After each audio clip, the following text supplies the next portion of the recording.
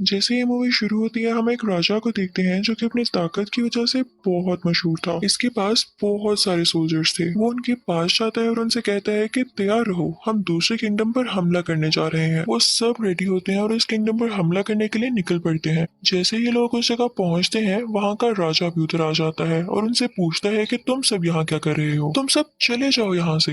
तो दुश्मन राजा कहता है कि फिर मैं आया ही क्यों था अगर मुझे जाना ही था। मैं यहाँ तुम्हें ये बताने आया हूँ कि अब तुम्हें मेरे अंडर काम करना होगा, तुम्हें मेरे लिए लड़ना होगा। तुम जैसे कई राजाओं को मैंने अपने अंडर किया है। लेकिन उस किंगडम का राजा अभी भी नहीं मानता। तो उसका दुश्मन राजा कहता है कि चलो एक छोटी सी वॉर लड़ते हैं तुम्हारे और मेरे एक एक सोल्जर के दरमियान। याद रहे अपना बेहतरीन सिपाही चुनना, और जिसका सोल्जर जीत गया हुक्म भी उसी का चलेगा। वो राजा मान जाता है और इसी के साथ वो अपने सबसे अच्छे सोल्जर को बुलाता है। जैसे ही वो आता है तो वो दिखने में बहुत ज्यादा स्ट्रॉन्ग लग रहा था। ये देखते ही पहला राजा एक सोल्जर का नाम पुकारता है, एगिलीस। लेकिन उसकी आर्मी में से कोई भी बाहर नहीं आता। तो ये देखकर सब उसका मजाक उड़ाने लगते हैं और वो राजा कहता है कि मेरे सोल्जर से डर गया है आपका सोल्जर। तो पहला राजा कहता है कि उसको देखे बिना तुम ये बात कर रहे हो, अभी तुमने उसे देखा कहाँ है। इसी के साथ उस राजा को बताया जाता है कि एगिलीस यहाँ नहीं आया। राजा उसे यहाँ बुलवाता है और जैसे ही वो यहाँ आता है तो राजा उससे बहुत नाराज होता है। तो एगिलीस कहता है कि ठीक है मैं वापस चला जाता हूँ। तो दूसरे किंगडम का राजा उससे कहता है कि तुम मत जाओ, क्योंकि अगर तुम चले गए तो हमारे दरमियान डायरेक्ट ही एक बड़ी वॉर शुरू हो जाएगी। हम यहाँ ये ऑब्जर्व कर पाते हैं कि एगिलीस अपनी मर्जी का मालिक होता है। वो चाहे तो लड़ता है, वरना अगर उसका दिल नहीं तो वो किसी भी वॉर में हिस्सा नहीं लेता, और ना ही वो अपने किंगडम के राजा को अपना राजा मानता है।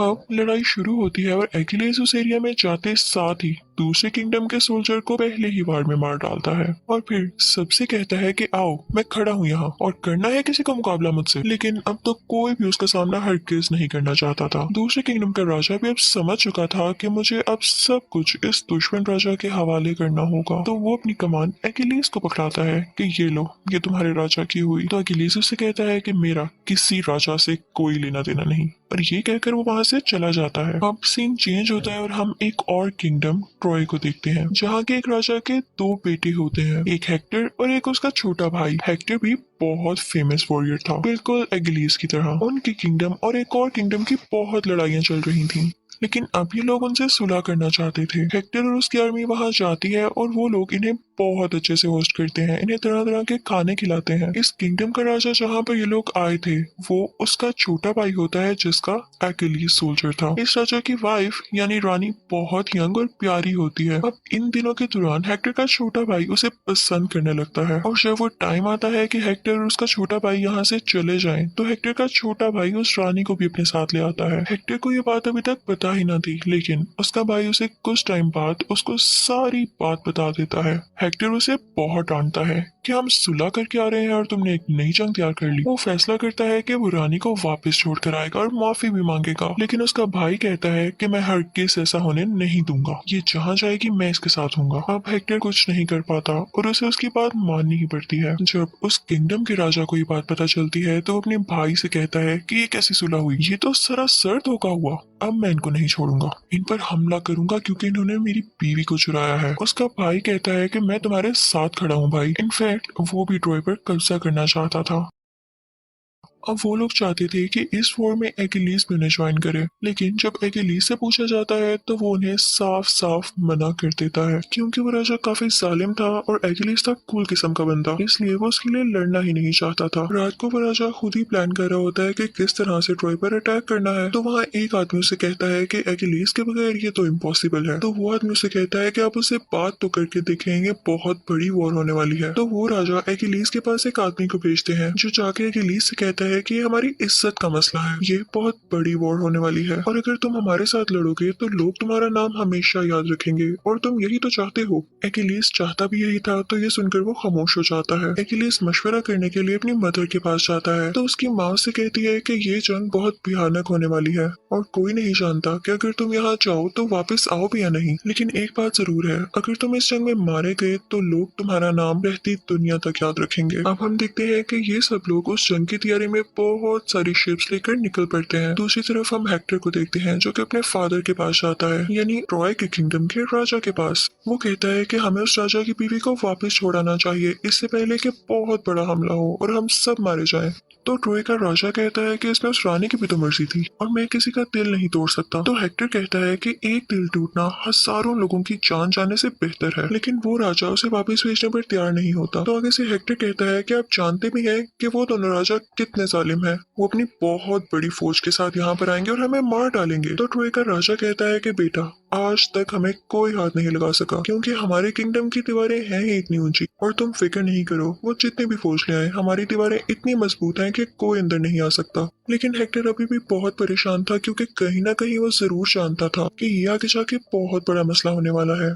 दूसरी तरफ हम देखते हैं कि वो दोनों राजा ट्रोय किंगडम पर हमला करने के लिए बहुत सारी शिप्स लेकर और आर्मी लेकर निकल पड़ते हैं, लेकिन समंदर में उनके बहुत आगे एक और शिप होती है। उन्हें पता चलता है कि ये शिप तो हिलीस की है। राजा कहता है कि अब क्यों आया है ये, कहीं इसका कोई और मकसद तो नहीं है, ये इसलिए तो नहीं आगे ये वहाँ जाकर खुद वो जगह फतह कर ले। अभी वो लोग ये सोच ही रहे होते हैं कि एकिलीज वहाँ पर पहुंचकर उन सब सोल्जर से खुद ही लड़ना शुरू हो जाता है। उसकी इतनी शानदार लड़ाई देखकर शिप में मौजूद सारे के सारे सोल्जर उसका नाम पुकारने लगते हैं, उसे चेयर अप करने लगते हैं। ये देखकर राजा को काफी गुस्सा आता है कि हमेशा से ऐसे हुआ, जितने भी वॉर्स हमने लड़ी उसमें एकिलीज का ही नाम लिया गया, किसी की नजर में मेरी कोई इज्जत ही नहीं है। एकिलीज अंदर जाके वो सब जगहों को लूट लेता है और तभी वहाँ पर आ जाता है हेक्टर। एकिलीज उससे कहता है कि मैं तुमसे नहीं लड़ूंगा, असली वॉर कल स्टार्ट होगी तुम्हारे और हमारे दरमियान। फिर हम देखते हैं कि एकिलीज एक खैमे के अंदर चला जाता है और वहाँ पर एक लड़की होती है जो कि रो रही होती है। उसे एकिलीज के लोगों ने ही दूसरी औरतों के साथ कैद किया था। वो इनफैक्ट हेक्टर की कजिन थी। वो कहती है कि तुमने हमारे लोगों को मारा, हम इसका बदला जरूर लेंगे। एकिलीज उसके पास जाता है और कहता है कि तुम्हें मुझसे डर लग रहा है।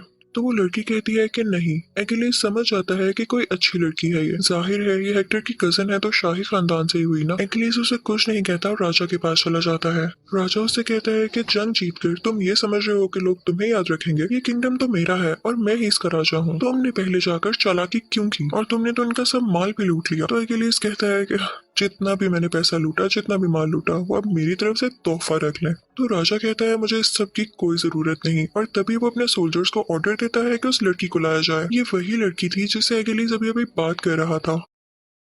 उसे बहुत बेदर्दी से लाया गया था। तो एकिलीज को ये देख के गुस्सा आता है, तो वो एकिलीज से कहती है कि छोड़ो, मैं नहीं चाहती कि मेरी वजह से और कोई मरे। तो एकिलीज खामोश हो जाता है। राजा जब ये देखता है तो उस लड़की के पास जाता है और कहता है कि आज ये मेरी खिदमत करेगी। ये सुनकर एकिलीज को बहुत गुस्सा आता है। वो उसे धमकी देकर वहां से चला जाता है कि मैं तुम्हें जिंदा नहीं छोड़ूंगा, बस कुछ दिन की बात है। फिर हम एकिलीज को एक जगह पर बैठा हुआ देखते हैं। उसके साथी यानी पर्सनल सोल्जर्स उसके पास आते हैं और कहते हैं कि उठे, तैयार हो, हमें वॉर पर जाना है। तो एकिलीज कहता है कि मैं उनके खिलाफ कोई वॉर नहीं लड़ने वाला और ना तुम लोग लड़ोगे। अब हम देखते हैं कि सुबह होती है। एक तरफ हेक्टर और उसका छोटा भाई होता है और एक तरफ वो दोनों जालिम राजा जो कि आपस में भाई थे।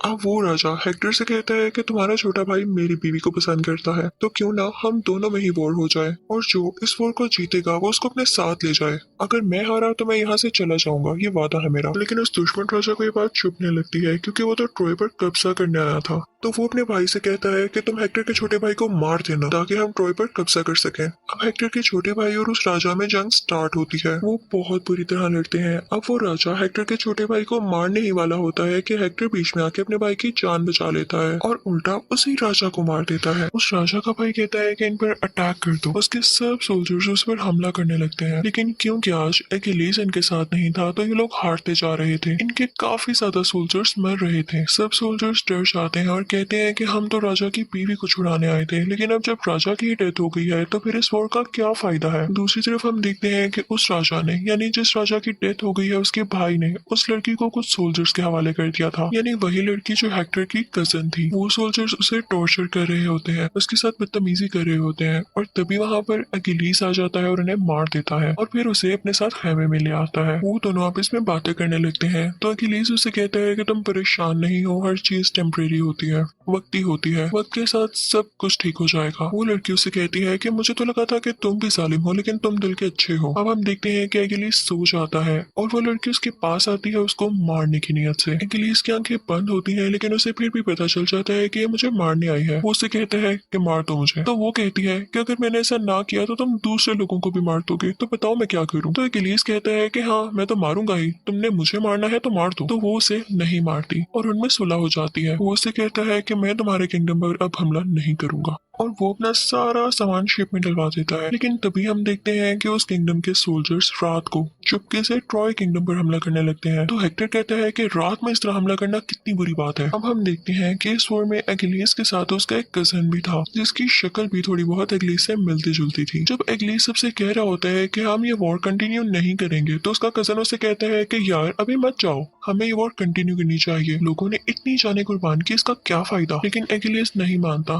तो वो चुपके से एगिलीस का ड्रेस, शील्ड और तलवार वगैरह लेकर खुद ही वॉर में चला जाता है और सोल्जर से कहता है कि चलो वॉर शुरू करते हैं। सब लोग यही समझते हैं कि शायद ये एगिलीस है और उसके पीछे जाने लगते हैं। लेकिन जैसे ही उसका सामना हेक्टर से होता है तो हेक्टर उसे मार देता है और बहुत खुश होता है। उसे लग रहा था कि उसने एगिलीस को मार दिया, लेकिन उसे पता चलता है कि ये तो उसका कजन था। अब ये बात जब एगिलीस को पता चलती है तो उसे बहुत गुस्सा आता है और वो ट्रॉय किंगडम के बाहर जाके खड़ा हो जाता है, उनकी दीवारों के बाहर। वो हेक्टर को आवाजें देने लगता है और अब हेक्टर बाहर आ चुका था।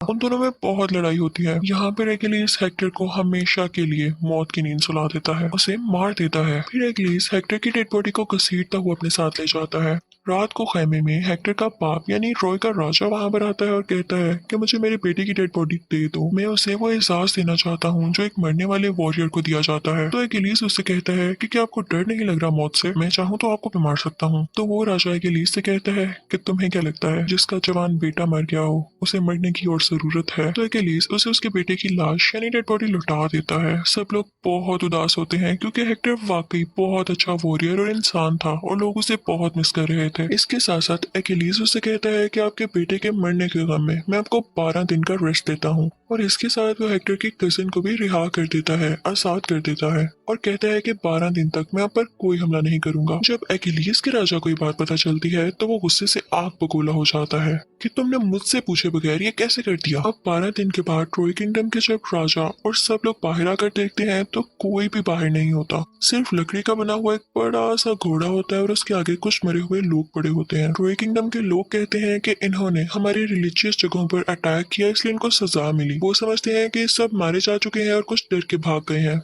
अब वो प्लान करते हैं कि हमारी रिलीजियस जगह तो सब तबाह हो चुकी हैं, तो हम इस घोड़े को अंदर ले आते हैं और अब वो इसे अंदर लेके आ चुके थे। वो सब लोग बहुत खुश होते हैं और लाइट फील कर रहे होते हैं कि हो सकता है हम ये जंग जीत गए हों क्योंकि उन्हें दूर दूर तक कोई भी नजर नहीं आ रहा था। रात होती है और वो सब लोग बेफिक्र होकर सो जाते हैं, लेकिन वो घोड़ा खाली नहीं था, उसके अंदर एगिलीस और उसके कुछ सोल्जर्स थे। एगिलीस का राजा भी कुछ सोल्जर्स के साथ उस कैसल के बाहर छुपा हुआ था। जैसे ही रात होती है एगिलीस मौका देखकर उस घोड़े से बाहर आता है और ट्रॉय किंगडम के सारे दरवाजे खोल देता है, जिससे वो राजा और सब सोल्जर्स अंदर आ जाते हैं। वो अंदर आके सब लोगों को मार देते हैं और वो जालिम राजा ट्रॉय किंगडम के राजा को भी मार देता है। फिर हम हेक्टर की कजन को देखते हैं जो कि दुआ मांग रही होती है कि सब ठीक हो जाए, लेकिन तभी पीछे से वो जालिम राजा आता है और उसके साथ बदतमीजी करता है। वो लड़की अपना चाकू निकालती है और उसे मार देती है। उस लड़की को पकड़ने के लिए 2 सोल्जर्स आगे बढ़ते हैं, लेकिन एगिलीस वहां पर आ जाता है और उन दोनों को मार देता है। इसी टाइम वहां पर हेक्टर का छोटा भाई आ जाता है। वो एगिलीस के पाँव पर तीर फेंक देता है जो कि उसके पाँव के आर पार हो जाता है, लेकिन एगिलीस फिर भी खड़ा होता है और उसकी तरफ बढ़ता है ताकि उसे मार सके। लेकिन इसी दौरान हेक्टर का छोटा भाई उसे और तीर मार देता है, जिसकी वजह से एगिलीस काफी वीक हो जाता है और वहीं पर गिर जाता है। पीछे से हेक्टर की कजन हेक्टर के छोटे भाई को मना कर रही होती है कि प्लीज ऐसा नहीं करो, उसे नहीं मारो, लेकिन वो उसकी एक नहीं सुनता। एगिलीस उस लड़की से कहता है कि तुम यहाँ से चली जाओ, तुम इसके साथ चली जाओ क्योंकि पूरा ट्रॉय किंगडम तबाह होने वाला है। वो जाना नहीं चाहती थी पर उसे जाना पड़ता है। एगिलीस वहाँ पर मर जाता है। फिर हम देखते हैं कि एगिलीस को जला दिया जाता है और उससे उठता हुआ धुआं हेक्टर की कजन दूर से देख रही थी। और इसी के साथ इस मूवी की सैड एंडिंग हो जाती है। Thank you for watching.